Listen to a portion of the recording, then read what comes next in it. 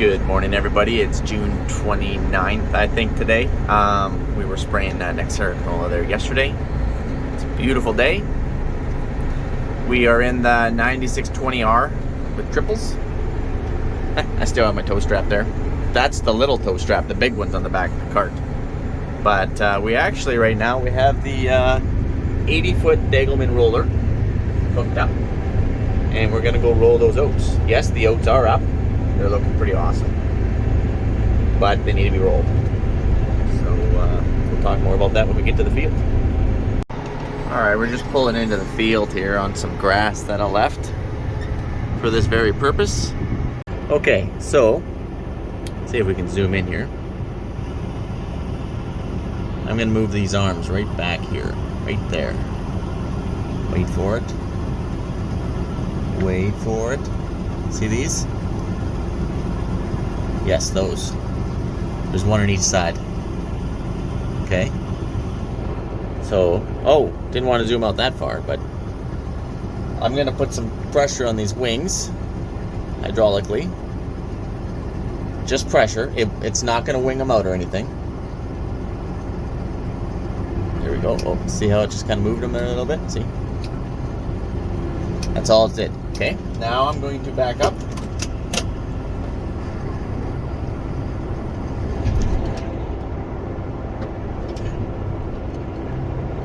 There we go. It's supposed to be able to help you back them up. Because by backing it up kind of like a harrow, that's how you gotta wing it out. Whoa. Once it starts going, it goes quick. There it goes, it's starting to go now.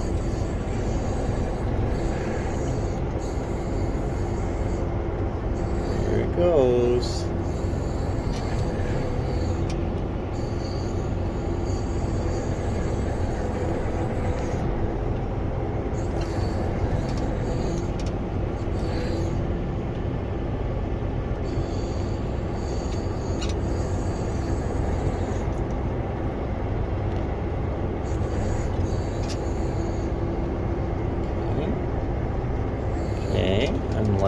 I'm liking it. You want to go together and get them both to lock in about the same time. These locks right here, right there, there's one on each side.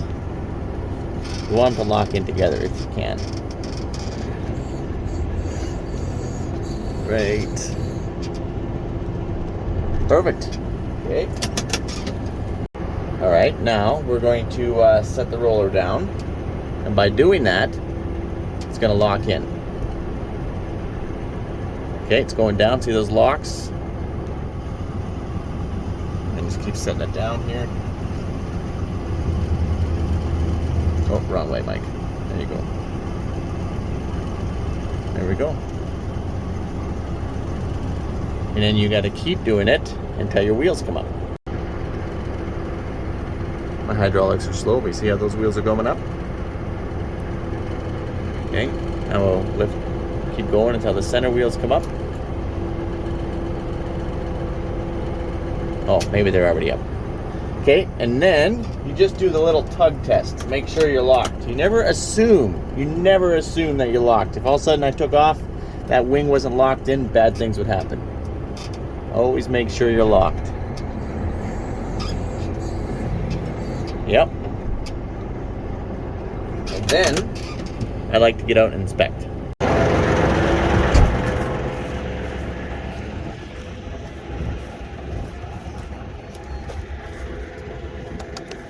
Awesome. Probably gonna get ticks from walking in. I've never seen so many ticks in my entire life as farming up here. Gosh, I must pick ticks off me all the time. These wheels are up, everything looks good. There you go. These wheels are off the ground, that's good. I guess I could suck these things back a little bit.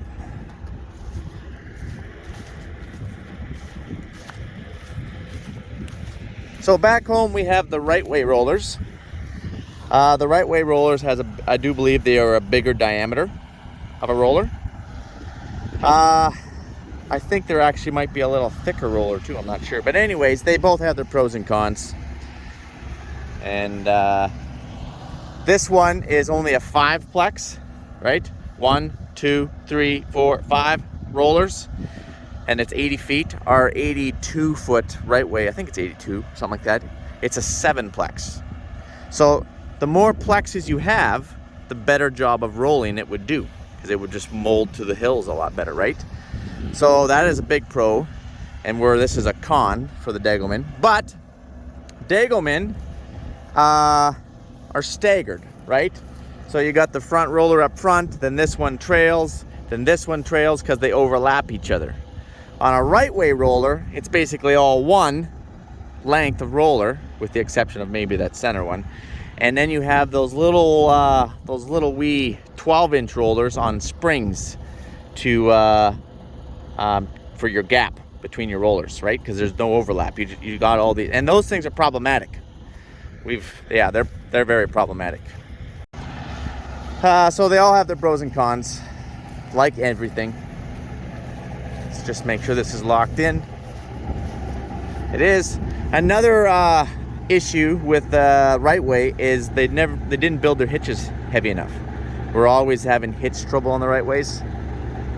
I haven't had this one long enough to know if that would be a problem on these, but it is definitely a problem on the right ways.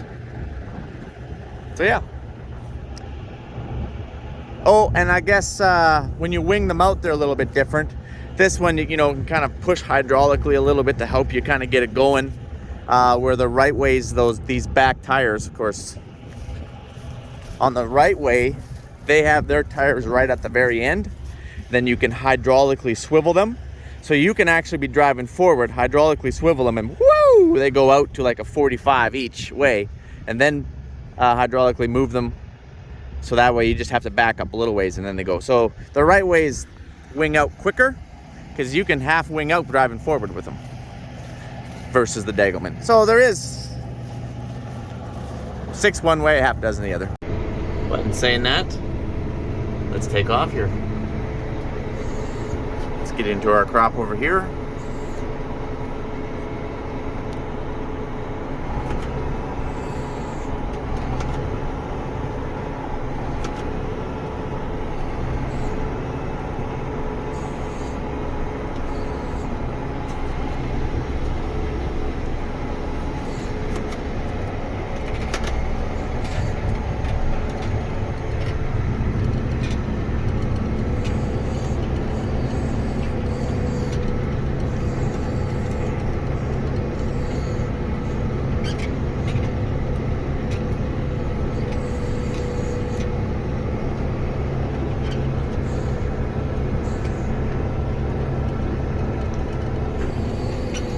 Oh, I gotta stop looking at my camera so much here and focus what I'm doing here.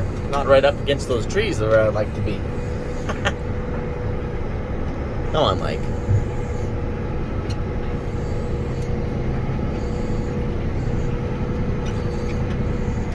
Really happy with the oat crop.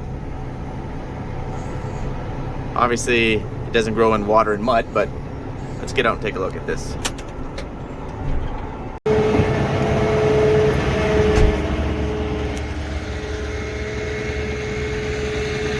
So we got a really good catch of oats. After we seeded this, we got about 1.6 inches of a downpour. Like it just poured. And it baked this ground. It baked it bad. I came out here and I was like, are you kidding me? And I'm like trying to pull chunks. I pulled chunks off this deep, right? It's just that thick. And I'm like, oh shoot. And I don't have a harrow or anything to harrow it. And I was like, well, that just thinned out our oats. And I think it did thin them out a bit. But all in all, they did come through. And I owe that a lot to it rained, I don't know, maybe a few days, a week after it baked really bad. Softened up the ground a little bit more to help them punch through. But we got a really good catch. Obviously, when you're seeding oats on top of something that has grass on it, grass is a concern because you can't spray the grass out of your oats, right? You can only spray the broadleafs out of your oats. And broadleafs, like this little alfalfa plant that made it through, and some of these other little weeds, Those are easy to kill, okay? But you got no options for grassies. But oats are very competitive, so once they get growing and start filling in the rows, that's gonna be definitely to your advantage. But we got a really good kill because we sprayed this stuff. We got a really good kill on it, and then we busted it all up, tore it all apart, and pro-tilled it down. We disked it and then pro-tilled it twice, I think. It really needed a third time pro-till. Seems to me I remember telling you guys about that. But we just ran out of time, and to be honest, I'm pretty dang happy. Let's go back here and take a peek at what the job is doing. So the reason why we're rolling them is because if we get a heavy crop and they lodge over and they lay down, or maybe they get hailed out and I got to come out here and try and clean them up, or whatever the reason, I want to be able to go in flex mode if possible, if I have to, without having to worry about taking in hunks of sod, you know, stuff that has to organically break down, or perhaps some rocks. Whatever the reason is, I just like to roll it. And you're probably asking yourself, well, why are you choosing to roll it now, Mike? And that is a really good question. So back home at the main farm, we always battle dryness, drought. That's always 8 years out of 10, that is our problem. I sound like a broken record, but that's true. So we always roll typically right behind the cedars. The reason why we rolled right behind the cedar is because you want to roll back home when the ground is soft, moist, and still has some moisture in it to punch down the stones or the rocks, whatever you want to call them. Up here, moisture is not your problem, or maybe it is your problem this year. It's just the other way. And you don't want to roll, I didn't want to roll right behind the cedar because it's too wet. And it's just going to pack it in even more. Compaction is a bigger problem up here. So it already got baked really bad due to the rain. And the last thing I want to do is like, here, take that. Also, by rolling it, see what's happening here? You can see that this got punched down. And if this wasn't already up, it would have pushed the dirt right over. You know, so say I seeded that deep. I just scratched these oats in, right? But by the time I roll it and it moves this, and punches it right over, all of a sudden those oats might have to come through that much. You know what I mean? Or maybe they got to come through that much. Well, they're not going to come through that much. So now you're going to kill some of your crop because you're just planting it too deep. See, here's a good...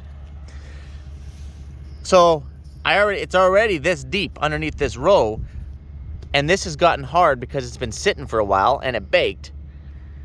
But when it was freshly seeded, I would have pushed this right in level. And now all of a sudden you just killed your oat crop. So that's the reason why we didn't roll it right away, because it does screw up with your seed placement and depth. Boy, there's mosquitoes. Oh, and that's another thing. We don't have mosquitoes back home. It's too dry to have mosquitoes. But up here, you got ticks and mosquitoes. Like, they're so thick they'll carry you away.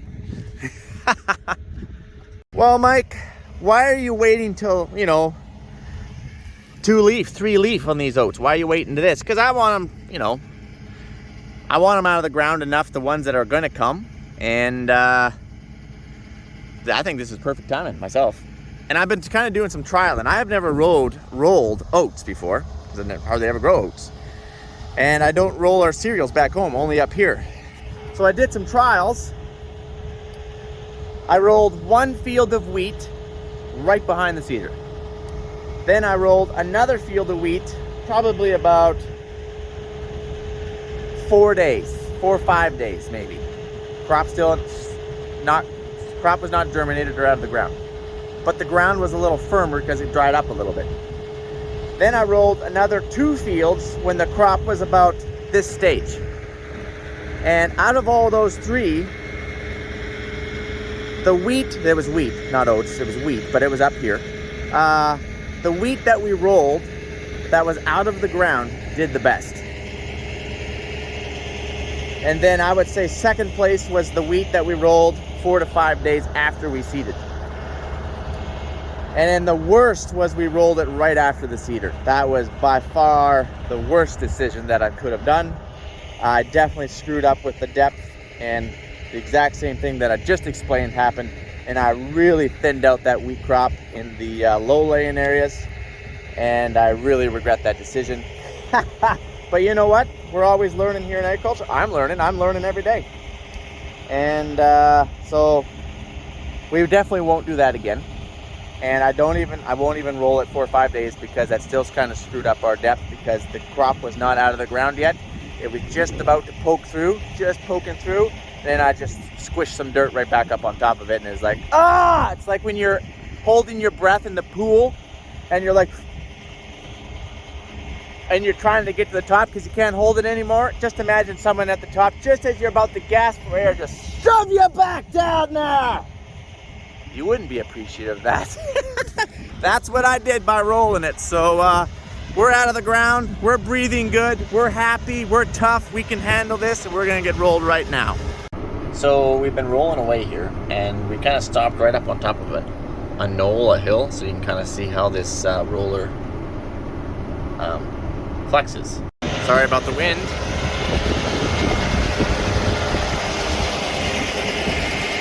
So I don't know if you guys remember, but last year we were rolling with a Degelman 51 foot 3-plex. This is a 5-plex. We were running with a 3-plex. So basically take these outer wings off, lengthen the rollers, these 3 rollers just a little bit, and that would be a 51 foot. I really wasn't happy with it. I felt like it was doing this. And even this is about as big as you would want, long as you would want, is in individual roller lengths. See how it's missing right there? That's not rolling. And I see light under that roller. That's not rolling. So our right way 7-plex, the rollers are shorter, hence they follow the ground better. So our right ways definitely follow the ground better than the Degelman does, hands down. But this 80 foot 5-plex still follows the ground better than the 3-plex 51 foot. And the only reason is because the rollers are a little bit shorter in this one. The 51 is a little bit longer in roller length. I think this would be more comparable to a 45 foot Degelman 3-plex in roller length. Don't quote me on that, but it seems to me, I was doing some research once and I was measuring the roller lengths, and I'm like, ooh, don't want 51 foot 3-plex, but 45 foot 3-plex, that is more like this 80 foot. But we still have hills. Look at that. That's what you want to see. You want to see it mold. See, this guy didn't get rolled. He kind of went right over him.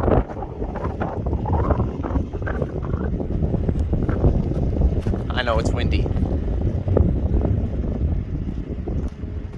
All in all, though, I'm still happy. See, look at the gap under this one. That's not rolling, right?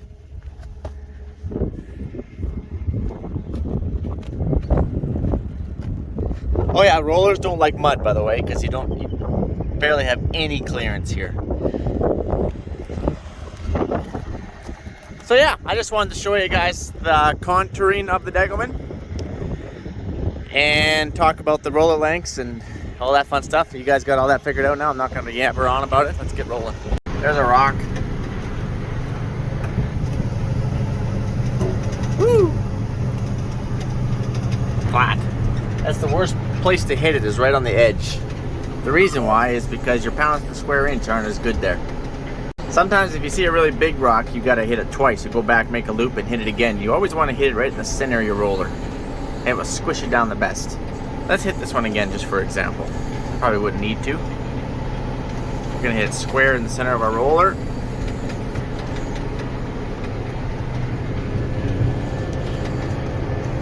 And there it is. Bam, squished it right in there. Awesome. So, Mike, why don't you pick your rocks so you don't have to worry about double rolling them? Yeah, that's a very good point. You do want to pick your rocks if you can, but sometimes you miss them. Sometimes you can pick a field, you can spend a couple days on a field and still miss a rock. Welcome to farming. But if you just happen to be rolling it, no big deal. Tell me where that rock is now. Exactly, you can see the white top of it, but she is flush with the ground. It's another reason why we're land rolling, is to push down any stones, any rocks, any sod that's up on top. We just want a nice level flat ground so we can stick our header right on it and cut right on the ground if need be. But I think you guys pretty much got this whole land rolling thing figured out. You can see that this has been rolled over here. It's a little rougher over there. Maybe you can't. I like my plug runs here. That's how I roll. It's kind of my signature trademark when I'm seeding. That's how you know it's always Mike's drill. It's my sectional control shutting off a little bit too early.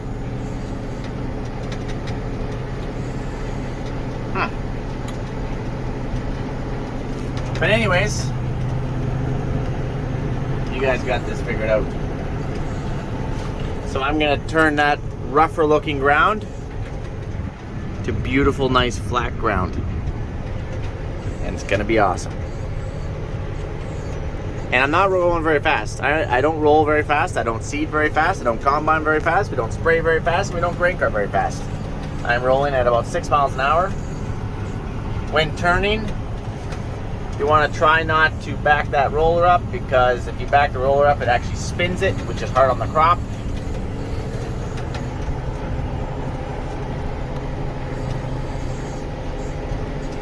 Let's see here. I'm just going to drop a line so I can go hands free. I'm going to stop for a second here. We're going to do one last look here before I let you go. So we got some of this sod here, right? We got rows. We got nice rows. In a few places it's a little thin, like right there where that hunk of sod fell on it when we were seeding. That's why I was seeding really slow, so that way it wouldn't throw any sod up on top of the row. But it is what it is. So, a little rough, little rough.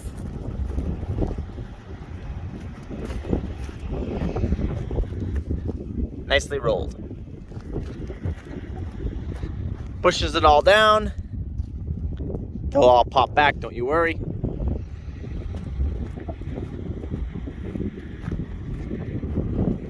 I'm happy.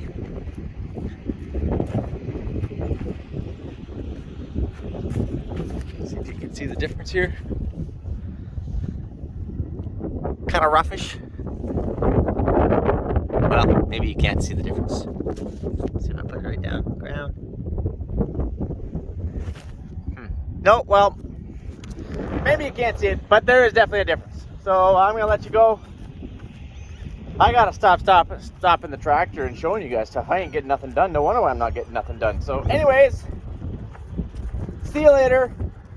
You guys are probably noticing that you're catching up now, which is the plan. Mike does always go way behind during the busy seasons. That's to be expected. Then you will normally catch up over summer, hopefully before harvest gets here. Adios, guys. Right, I know I'm back again. I apologize. So I completely forgot to show you guys the differences between the stuff that I just drilled some oats into the standing grass, like the canola, and the stuff that we pro-tilled. So I'm not going to step outside because it's quite windy out there and I don't have hammy, and all you would hear is that's all you would hear. So over here, right where Mike's check strip is here, his signature line, the one run that he had plugged all seeding. I know, don't even get me going on that. That up there, I know my window's a little bit dirty here, was grass. But this headland was all pro-tilled. In fact, you can see a little bit of sod right here. And all this was pro-tilled. And then obviously there was a bunch of mud around the edge, and nothing grows in mud. Now, I can't tell the difference right now. It all looks the same. There's nice little rows, and there's nice little rows. So we're gonna follow this through crop spraying, and we're gonna watch it through harvest and so on and so forth. But let's just say, for the sake of saying it, let's just say it's a wash. It's the exact same on the stuff that we pro-tilled to the stuff that we just seeded directly into, okay? Let's just say the crop's the exact same. If that be the case, by direct seeding it into the grass, which is obviously was sprayed, I would have saved my disc rental for breaking the grass. I would have saved my time for breaking the grass. Would have saved fuel, and I would have saved pro-tilling as well. So that's a pretty big savings if you think about it. Now, I guess in saying that, the one pro to working it was we did work down the 12 years worth of molehills, gopher mounds, and badger holes, which were quite apparent out on that canola that we were spraying, because we're going bunga, bunga, bunga, bunga, bunga, bunga, bunga, bunga, bunga, bunga, bunga, like that. Now, if you had a heavy harrow, perhaps you could level a lot of that down. I don't think you can get it all, not perfect. But, so we did level those out and fill those holes in with the Pro-Till. So that's a pro. But, does it warrant the cost? Probably not. So, we're gonna watch this. I'm very intrigued. I enjoy this sort of thing. Like I said, I have drilled into grass before at home, and it has not done well for me. It's not paid well, but up here is a little different story, because it's been raining and raining and raining and raining and raining and raining and raining and raining and raining, like 15 inches worth of rain, and we're not even at July yet. Back home, if we get 5 inches of rain in the course of a year, that is a heck of a year. We're up here, I don't know what normal is, because I just got here, but we're already 15 inches, so, and that doesn't seem normal. But anyways, totally two different environments. Can't really compare the two. I'm still learning. I'm looking forward to it. I love it. And if I can save some future costs, awesome.